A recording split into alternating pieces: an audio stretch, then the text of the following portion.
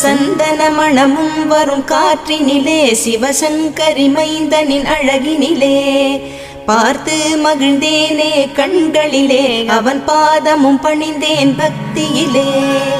குஹா ஷண்முகா உன் பதத்தை துதித்தே உதிக்கின்ற வேதம் மகத்தான மந்திரம்.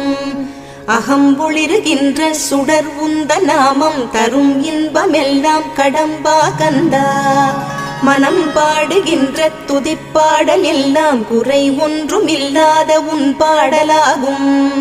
மனம் உருகி பாடி அடி போற்றினேனே அருள்வாய் அருள்வாய் துயர் தீர்க்க வருவாய்.